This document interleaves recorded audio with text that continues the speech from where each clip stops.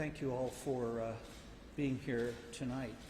We'd like to start by expressing our most sincere condolences on behalf of the entire National Transportation Safety Board to the family and friends who've lost loved ones in this crash. We'd also like to extend our appreciation to the first responders, which include the Addison Airport Airport Fire and Rescue Team, the Addison Fire Department, and the Addison Police Department, who've been very helpful in securing the site. We're just here to begin the investigation. The aircraft was a Beech Super King Air 350 aircraft. The crash occurred at 9:11 a.m. this morning here at the Addison Airport, and the aircraft collided with a hangar. There were two aircraft inside the hangar, a Falcon 50, I believe it was. I'm not sure about that. It was a Falcon jet aircraft and a helicopter. Both of them sustained some damage. NTSB received notification shortly after that, and we launched a GO team from Washington, D.C. There were 8 of us on board the government jet that arrived here this afternoon. We have 5 additional specialists that are coming in from all over the country, which include power plants, systems, structures, operations, air traffic control, and our family assistance team is here to assist local responders with the families. We're here to begin the on-site portion of the investigation to look for the perishable evidence, and I'd now like to introduce our investigator in charge, Jennifer Rohde, who flew in from Denver, and she arrived at 4:45 this afternoon. Ms. Rohde. Thank you, Vice Chairman. I arrived on scene late this evening. My team followed shortly thereafter and are still coming from various locations throughout the United States. We've had the opportunity to walk through the scene several times this evening and observe the wreckage where it sits, the damage to the hangar. Preliminarily, we've noted that the airplane was damaged by impact forces and a post-impact fire. My team is starting to gather information on scene as we speak, and will continue early tomorrow morning looking into the man, the machine, and the environment. Man, specifically the flight crew on board, their training, knowledge, and experience as it applies to the aircraft and the operations.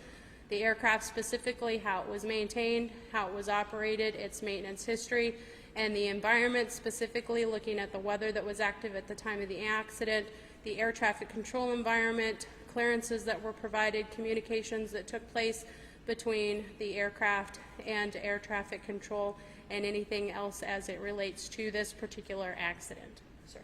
Thank you.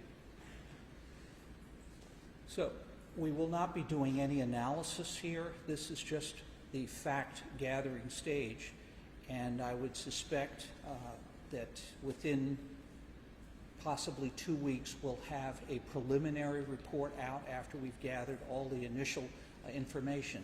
The follow-up stage is going to be where the heavy lifting is done, and that may take quite a bit longer as we go in and look at all of the background information that Ms. Rohde has just alluded to. If there are any witnesses or anybody that has video, please send it to us at witness@ntsb.gov. I'll take your questions now. Please raise your hand. I'll call on you, and then identify yourself and who you're with. So we'll start with you, ma'am. NBC5, can you tell us anything about the number of victims, their ages, their genders, anything at all that you can tell us about? What we know at this point, well, let me just restate the question here. That, what do we know about the people on board? We know that there were 2 flight crew members and that there were 8 passengers. We don't have a lot of detail beyond that at this point. Sir. Do you know if this flight crew had ever flown together? We do not know the condition of the flight crew in terms of their prior experience, so we don't know if they've flown together or not, but that will definitely come out in the investigation. There'll be a deep dive into the pilot's background. Yes, sir. Evening, Mission. Were these people a member of family? Do you know where they were traveling? We don't know a lot about the people on board at this point. I think the next of kin is just in the process of being notified, so we hope to have more details on that tomorrow. You, sir. Jane said the flight was okay. Can you confirm the tail number of the plane and what the destination was? We know the destination at this point. The aircraft was on an instrument flight plan going from Addison Airport to St. Petersburg, Florida. The tail number of the airplane we don't have at this time. Yes, ma'am. Oh, I'm sorry. There are some witnesses who say they report seeing the plane starting to take off and then veering to the left, kind of like an engine failure. Have you heard that, and can you confirm any kind of possible engine failure that led to this? We cannot confirm that there was an engine failure at this point. There are any number of possibilities that could occur, and as I said, we're not in a position to speculate on those kinds of things. Yes, sir. Have you spoken to any witnesses yet? Have you reviewed any video yet? I will defer to the IIC on that. We have not spoken to any witnesses at this time. We are aware of 3 different videos, and we're in the process, as we speak, of having our specialists review that footage.